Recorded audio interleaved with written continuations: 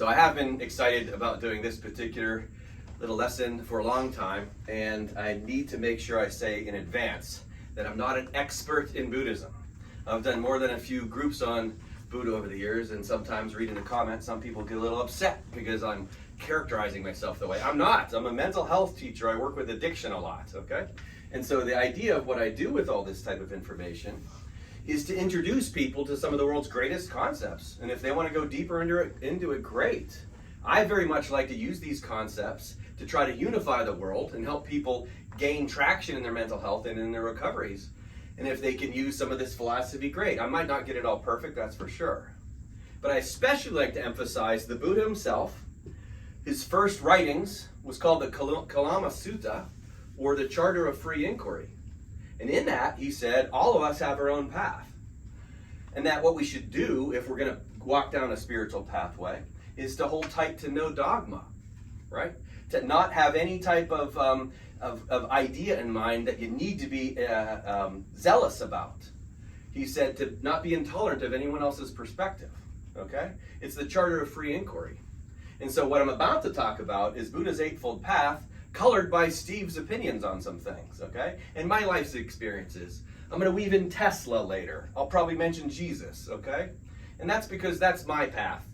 And I'm thankful for the Buddha laying out this path. The very guy that said that there's an infinite number of paths proceeds to give us a specific path, right?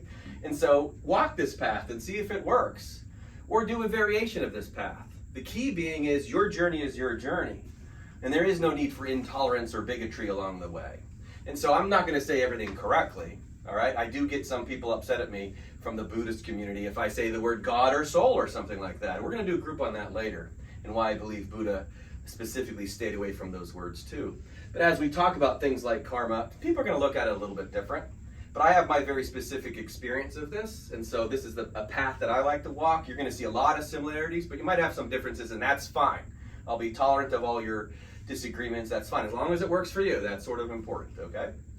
Okay, so now that I got that out of the way, I feel very, very, very strongly about something. That this stuff should be taught in American schools around junior high level for sure. And I've thought this for a long time.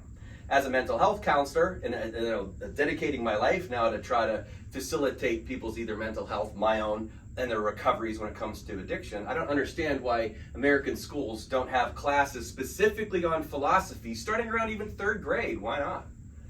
And this stuff is very user-friendly. And I've thought for a long time, this is great mental health stuff, the Eightfold Path. And yeah, third graders would benefit. So over the Christmas holiday, my son was cleaning up his bedroom, my now 24-year-old son, cleaning up his bedroom, and he said, hey Dad, you want to see my paper on Buddhism? And he actually found a paper, and I said, when did you do that? And he said, 7th grade. I'm like, great. There's some schools that do it, okay? And so I looked at his paper, and I noticed it was a page and a half, and it was wonderful, okay? But that was it, he said, you know? They just touched on it. And yet going deep into it is what needs to be done. I mean, schools can be about teaching people about what good mental health is, and what unity looks like, too. Why not, right? But of the page and a half that he has on here, it's loaded with good information. And I was looking for, I hope he has the Four Noble Truths on here. And sure enough, he got taught Four Noble Truths way back in 7th grade. And we're going to be talking about them today. So I'm glad that 7th graders somewhere are learning this stuff, but I really wish we could expand it all the way out. On here is not the Eightfold Path, which is what we're going to be doing. Now today, we're going to do the first one, the first step of the Eightfold Path, called Right View. And it's one of 8. But it's also one that if you don't understand, if you don't get it, you're going to have a hard time with the next 7, okay? So we're going to spend a lot of time on this, at least today, on understanding right view. And so I'll do my lecture piece, but while I'm doing this, if you guys have a question, feel free to speak up. But certainly those who are watching on YouTube, ask questions below. I'll eventually get to them, please. Or give your insights, because we can always keep learning together. So as we walk through the Eightfold Path, just keep in mind that your journey is your journey, and if it works for you, try it out. If not, you're free to go elsewhere. That's totally fine. Okay, so first comment on the Noble Eightfold Path is the idea that it's Noble Eightfold, just like it's the Four Noble Truths, but it's really done a pathway of people who are noble. And that word in this context means those who are desiring to be of the highest spiritual mindset. okay? Those who are actually desiring to understand the truth. That's what noble means in this case. And if you really want to get to the heart of the matter, really want to evolve yourself and facilitate, world unity and all of that, this is a noble process, and I fully agree. You'll see it requires a lot of work for yourself to get to that point.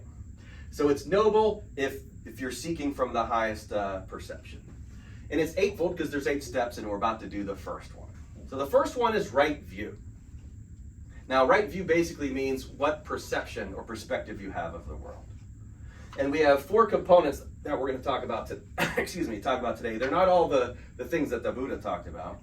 In fact, over the years, the Noble Truths became more and more prominent in the Buddhist communities, okay? There's a variety of different ways of looking at it. I gravitate most to the 4 Noble Truths real fast. It's relatively easy to understand, even though it's pretty difficult to do, okay? And so we're going to emphasize that up front. We'll talk about karma a little bit. We can talk about karma a lot later on. That concept of rebirth, and then one of the greatest Buddhist teachers ever, Thich Nhat Hanh, we're going to talk about some of his concepts of how to understand right view, okay? So first, let's go through the 4 Noble Truths. It starts with this basic idea, and I've done this with people for many years, and everyone agrees on this one. The first concept in Buddha's Noble Truths is this: life is suffering. If you're here, you're going to suffer. And I like to ask people, have you ever suffered? Yeah. Hey, we all can agree fast, right? And that's a good point of unity, because if you're here, you go through suffering. I've never met anybody that hasn't suffered. And there might be different degrees of suffering, but the teachings are, again, pretty clear here. We're not going to analyze whose suffering is better or worse. The fact is, suffering exists, and we all experience it. His word for it is dukkha, in his language, right? And dukkha has a couple different meanings. One is suffering, but another word is unsatisfying. And I find that very, very valuable, too, because the physical pursuit of life is ultimately very unsatisfying. It reminds me from New Eyes of Memento Mori, and what Tom Brady said after his 3rd Super Bowl. He said, there's got to be more to life than this. Even winning Super Bowls is unsatisfying. Ask, unfortunately, Matthew Perry if his life was fulfilling. You'd think it would have been great, but it was obviously somewhat unsatisfying. And then Elvis and Whitney Houston and Michael Jackson and all these famous people, they were still striving for something, so it seems. And the truth is, Buddha says that's exactly right, because the life that we're experiencing right here, right now, there's something about it that's unsatisfying that leads to suffering.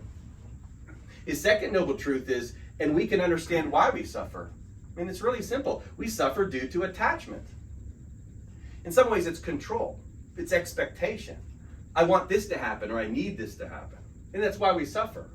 I need this job, or I need this relationship. I need this result in a sporting event, I need this amount of money. I need this car. I need this not to happen. I don't want this to happen to you. I want this guy to get elected. I want this girl to get elected. This woman to get elected. I want that person to be canceled. I want this person to be hired. I could go on and on with that stuff. All of those things are called attachments, because we have expectations and these desires. My son's paper, it's called greed, okay? Or a certain craving. That I have a need that needs to be fulfilled, and that need is going to be fulfilled, at least we hope, in the form of something happening physically. Gee, if I just get this job or this relationship or this trophy, now life will be good. And the Buddha says that's temporary at best. Even if it does happen, like Tom Brady experienced, you're not necessarily happy the next season. You might get the relationship you want, but it might not end well. And even if your life goes great, you still end up having to give it all up. Right? Because at the end of it, you die, and then all the stuff you collected, you have to let go of some form. Okay? And so we suffer due to attachment. Makes sense, right? Pretty simple. So the way to stop suffering is through detachment. How simple. Basically, it means letting go. Jesus taught forgiveness. That's another way of letting go, okay? But to let go of your craving, your grip, your control, your desire for specific outcomes. We suffer only because we have these expectations, and if they're not met, then we suffer. What happens if we change those expectations?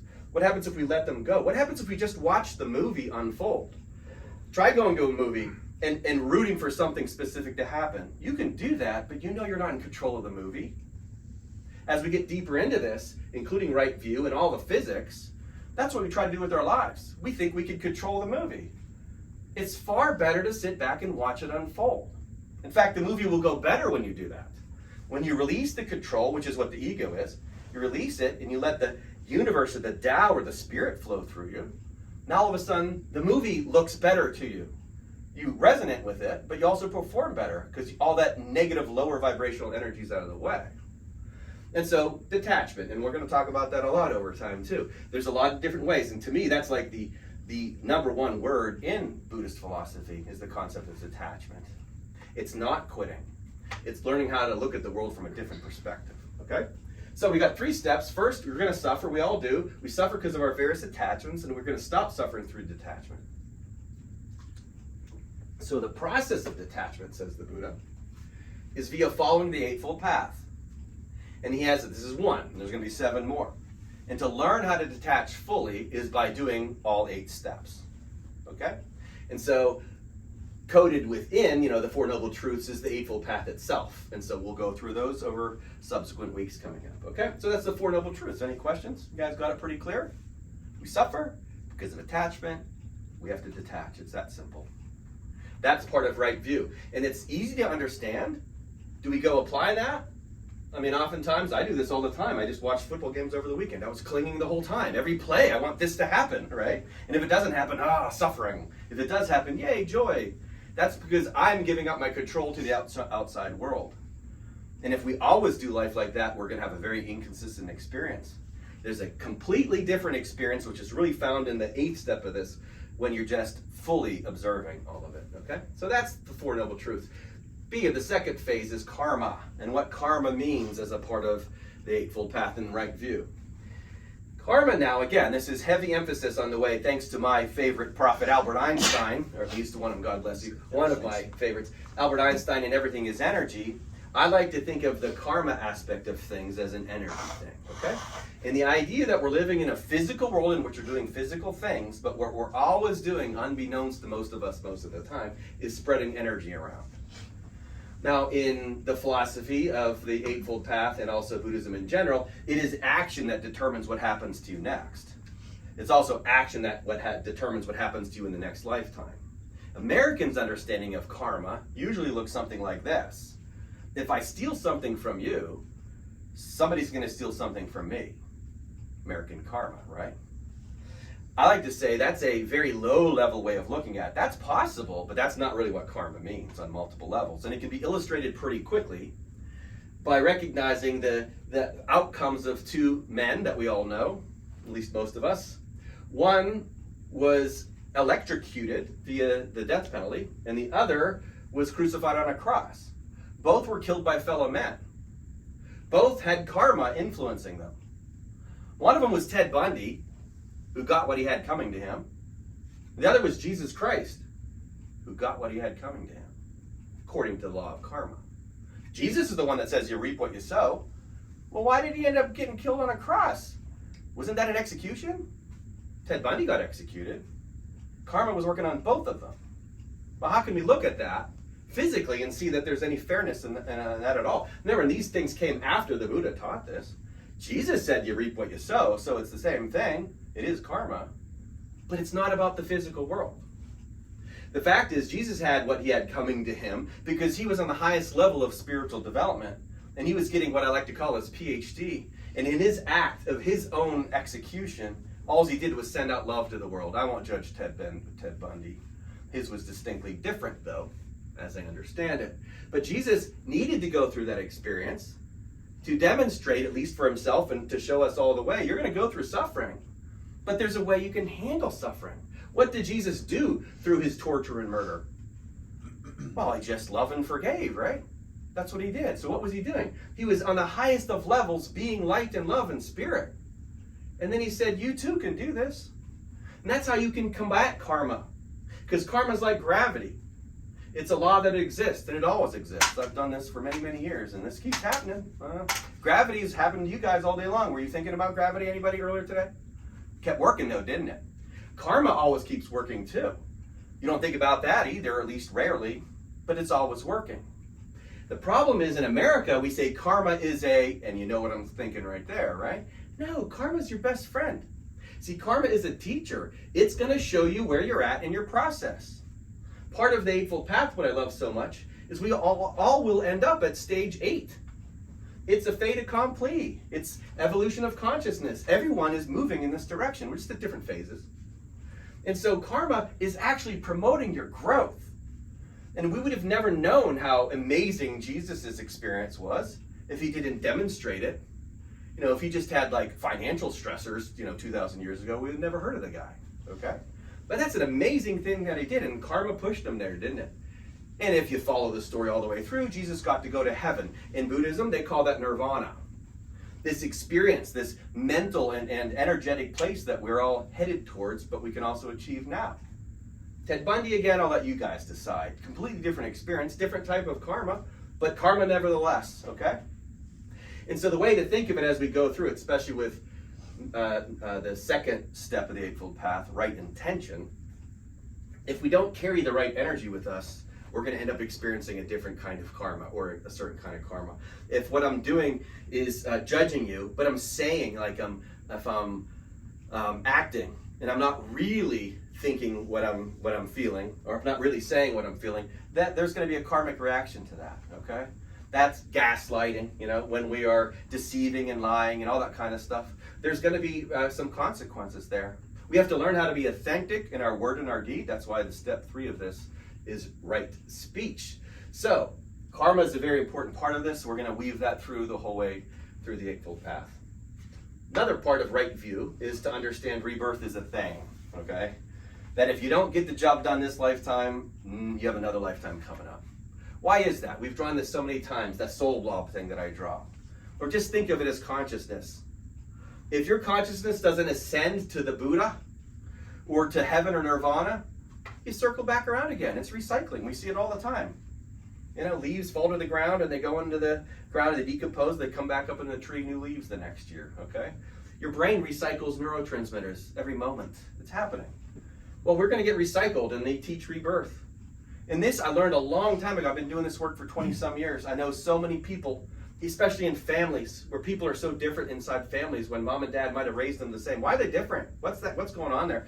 And I just started to mentally play in my own mind, having been raised Christian, about the idea of reincarnation. I'm like, that might answer a lot of things. Some people are coming back having lived 17 lifetimes. Others, it might be their second lifetime. That would explain why some people are really immature and others may be more advanced. Especially when we're dealing with little kids who are sometimes more mature than 70-year-olds, all right? And so rebirth is a thing. It's actually quite therapeutic. It doesn't need, we're going to get in deeper into that too. It doesn't need to be a major thing to think about, but just respect this. You might not be able to get it all done in this lifetime. Don't worry, you have others, right? And if the goal has to be to rise to the level of Buddha, as the Buddha says, in the philosophy of Buddhism, it's called samsara. We're on this wheel. It's a continuous wheel, and you will not escape that wheel until you accomplish this, until you experience it, he says. Once you experience it, you escape the wheel of samsara. Well, if you don't escape the wheel, you're coming back. You get to have another lifetime where you get to go through this again. One of the teachings of Buddhism is this as well. Once you are aware of this, once you know this is a concept, get to work, okay? Because it's taken a while to even get this concept into your mind. But once you got it, go for it. Because the odds of you being able to pull it off in any one lifetime is pretty low, especially if you never hear of it. Once you've heard of it, get to work. It's not your job to get anyone else to do it. Buddha's last words were, strive for your own liberation with diligence. That means you walk these steps. You do these things. You understand right view, and then you lead it into the next 7 steps of the Eightfold Path. That's rebirth. And so to understand all of right view, I like to go to teacher Thich Nhat Hanh on this. And he illustrates this, I think, beautifully well. He's a Vietnamese Buddhist monk who passed away a few years ago. And he's the, supreme example of somebody who walked the walk and talked the talk, right? Wonderfully peaceful guy, and his teachings are all great. He's all over YouTube. And I was listening to one of his teachings the other day on right view, and boy, it was precise. I love this. So we'll start with this. And this is, again, some of this is the stuff that he said, but mixed in with some of the way I see things. He was talking about matches and a matchbook and a striker and all that. And how prior to taking a match and striking it against the striker, you can imagine that there's a flame there, right? You can imagine it. Match, striker, no flame yet. You can imagine it. In fact, it's going to happen. And as soon as you do an action of some sort, the flame shows up. You knew that beforehand, before you even did it. So is it there already? Well, in a way it is. That's what's called unmanifested, okay? The flame isn't there yet, but it's going to be. That's called unmanifested. And then when you strike the match against the striker, the flame shows up. That's called manifested. So remember that. We're going to get back to that. Unmanifested, manifested. Thich Nhat Hanh was saying, here's the thing. It's the same quality. It's the opposite side of the same coin, unmanifested and manifested. You can visualize it. In fact, I like to emphasize the science of superposition. The flame is a potential flame. We all know that the ingredients are there between the match and the striker. I mean, it's not that hard to imagine that. We could rent a pizza. We could order a pizza. I can manifest a pizza, right? And you guys could visualize the pizza right there in about 30 minutes. So it's not there yet, so it's unmanifested, but the potential is there. And a key to right view is to understand that's the same thing. Okay, it's the same thing. They're not different things. It's the same thing. I'll give you some more examples to see that. An acorn that turns into an oak tree, grows into one. Is it the same thing or is it a different thing? Well, of course it's the same thing. Much different, though. Well, then which is it, same or different? Well, it's the same thing in terms of the process of an acorn becoming an oak tree. An oak tree is just a really well-developed acorn. True? So it's the same thing. But aren't they distinctly different? Yes. Right view is understanding that it's both same and different. Can your mind handle that? It's same and different. The flame is unmanifested and manifested. The oak tree is an acorn and it's a tree at the same time. Can you see that? Good, because let's do another one. Imagine your 10-year-old self right now. Visualize yourself at age 10 in whatever form you need to. Now, imagine yourself now. Are you the same as you were when you're 10 or are you different? Most of us go by the same names still. We still have the same sort of identity about who we are and the ego and all of that. But I'm certainly a lot bigger than I was when I was 10, okay? I've learned a lot more, so I'm different, right? But I'm still Steve, I'm the same, right? So which is it? And Thich Nhat Hanh says, no, you have to embrace, like the other ones, it's the same and different. It's both, okay? And so, the most dramatic example to really get what the Eightfold Path is about is right here. You get those three ideas, right? Same and different. Now you've got the biggest one. Think of yourself, and then look at someone else. In fact, you can look at an object, like this thing. You can look at a table. You can look at the weather. Look at your enemy, right? Same concept. Is it different? Are Biden and Trump different? Yes. But are they the same? Yes. There's the challenge. And you cannot get the fullness of the Eightfold Path without understanding that. They're the same, but they're different. But they're the same, but they're different. Wait, which is it? It's both of those things, okay? And now you have, like I like to say, because Christianity and Buddhism work together quite nicely. When Jesus says you got to love your enemy, why? Because he says, love your neighbor as yourself. That's just two commandments. Love God with all your heart, soul, mind, and strength, and love another as yourself. That's Buddhism, right? It's same but different. And so if you look at someone else in this room, or just think of anyone else, or any issue or experience you've ever had. The Buddha says there are no objects. There's mind objects, he calls them. You have a mind, and then you have a mind object. And that's the same thing as the flame and the acorn and the oak tree and all that kind of stuff. The object only, he says, manifests when you interact with it. Well, guess what? That's the physics of things. That's why I got this arrow here. The mind and objects manifest together. It's the physics of the observer effect and superposition. We've done this many times with the double slit experiment. The world is an infinite state of possibilities until your consciousness intersects with it. And so you have a consciousness, you have a world of potentials, you intersect with it, and then the wave function collapses into this moment. Here we are. You guys could surely have sit in other seats, couldn't you have? You could have sat over there, you could have sat over there, right? Before you came in, was it possible that you guys sat over here? In fact, you usually do, right? But you didn't, you sat there today. Both things were possible at noon today, weren't they? Okay. Well, you ended up manifesting, for any number of reasons, you ended up manifesting those seats. You're doing okay. Right? You could have been okay over there, though, too, right? See? So all these things are potentials. They're out there. And they exist in this thing called superposition, and then you interact with them, and then you manifest those seeds, okay? Well, objects, this thing, we got this from Scott many years ago, right?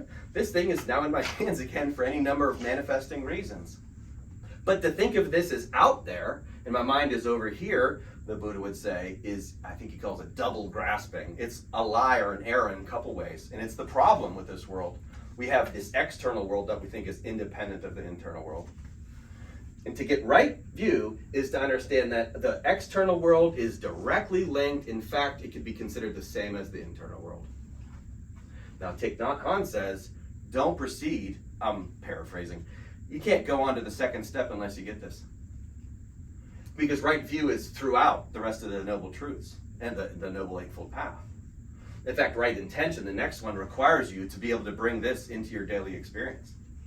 If you don't bring this in, if you don't get it, and again, we'll stop this lecture soon and we're going to talk about it more. But the fact is if this makes sense to you, but you don't fully get it, dive deeper into it. Let's research it some more.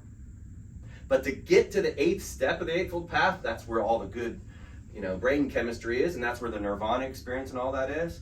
You got to start with the idea that we suffer because of attachments. We suffer because we want things to go our way. That's so ego, right?